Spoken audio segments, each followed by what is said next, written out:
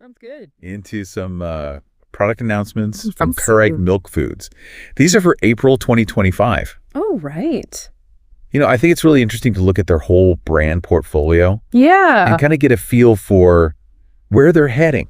You know, like strategically, what are their priorities? Who are they trying to reach? Exactly. With all these new products. It's a great way to look at it. So we've got stuff from Gowardhan, Go Yogurt, Pride of Cows, and Avvatar, their whey protein brand. Okay, so the whole spectrum there. Yeah, let's jump right in and start with Gowardhan.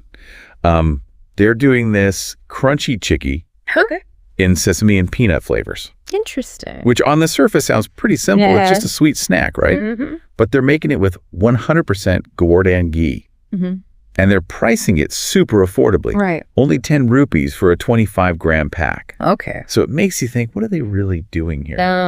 Yeah, I mean, they're definitely leaning into that Gowardhan brand. Oh, right? totally. It's all about trust and purity with them. And nostalgia, that classic Indian snack feel. For sure. But I think they're also playing this smart game here. How so? By keeping it accessible price-wise, they can reach a much wider audience. Makes sense. People who might usually go for a cheaper, maybe less pure option. Okay, yeah. They might be tempted to trade up, you know? Especially if they already trust the Gowardhan name. Exactly. Interesting. Okay, so moving on to Go Yogurt. They're launching these fruit-based yogurts. All right. Mango, blueberry, strawberry, all the classics. Yeah, sounds familiar. Made with cow's milk. 25 rupees for an 80-gram cup. Okay. This seems like a pretty direct play for the health-conscious consumer. Definitely. I mean, fruit yogurt, that's a staple healthy snack. It is. But they're staying true to their roots with the cow's milk. Yeah. Not going for the plant-based stuff just yet. Right. But it's convenient. It's nutritious. Hits all the marks. And there's a growing market for that. Absolutely. People want healthy and easy. Now, Pride of Cows is where things get really interesting. Ooh, what are they up to? They've got a whole bunch of new products. Shoot. First off, a low-fat, high-protein paneer. Oh, wow. 45 grams of protein per 200-gram pack. That's a lot. Yeah, that is. And it's 235 rupees. So clearly aimed at a specific customer. Definitely. Someone who's really watching their protein intake, maybe fitness enthusiasts, health-conscious folks. And willing to pay a premium for that quality. Exactly. Then they've got mint and masala buttermilk. Ooh, nice. Classic summer refresher, 60 rupees. That's smart. Playing on the seasonality there. Yeah, taps into that traditional market. But then, get this, they're also launching Greek yogurt. Really? Yeah, 4 flavors. Fig and honey, mixed berry, blueberry, and pineapple. Wow, a whole range. And no added sugar. 8 grams of protein per serving. They're going all in on the health trend. It seems like it. Especially with the no added sugar part. All right, that's a big selling point these days. It's huge. It's 95 rupees for 100 grams. So still premium pricing. Yeah, still Pride of Cows. But then to top it all off, they're also doing bocconcini. What? Those fresh mozzarella balls? No way. Yeah, for gourmet, use 400 rupees for 200 grams. Wow, so they're really targeting that high-end culinary market. It seems like it. It's a really diverse set of offerings, all under one brand. Yeah, what do you make of that?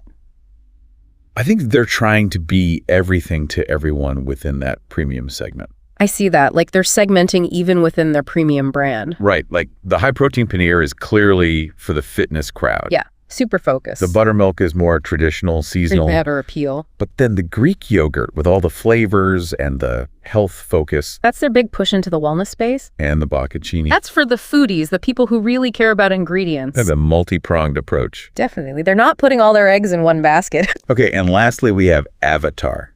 Their whey protein brand. Right. They're launching high-protein bars. Makes sense. Chocolate and coffee wafer flavors. Oh, nice. 60 rupees each. So going head-to-head with the existing protein bar market. Yeah, it's interesting because it's a step outside of traditional dairy for them. Totally. But it shows they're recognizing the growth in that broader health and nutrition market. Yeah, they're not limiting themselves anymore. Right, they're going where the demand is. A smart move. So when we look at all of this together, all these new products across all these brands, what do you think it tells us about Parag's overall strategy?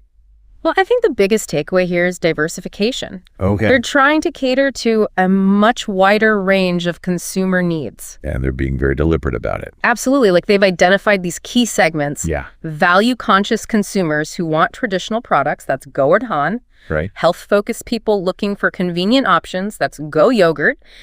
And the Greek yogurt from Pride of Cows. And then the fitness enthusiasts who need that extra protein, that's Avvatar. Exactly. And they're playing across different price points, too. Yeah, not just premium. They're hitting multiple levels. So they're covering a lot of ground. And innovating across different product categories. Which is really impressive for a company rooted in traditional dairy. So it seems like the key takeaway here is that Keurig Milk Foods is really transforming. Yeah. They're not just a dairy company anymore. They're a food company focused on health and nutrition. And meeting the needs of a changing consumer landscape. Exactly. They're not just keeping up, they're trying to lead the way. Which begs the question, what's next for them? Yeah, what other emerging trends are they going to jump on? What other needs are they going to try to meet?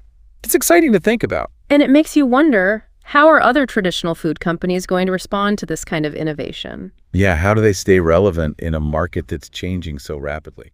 Definitely food for thought.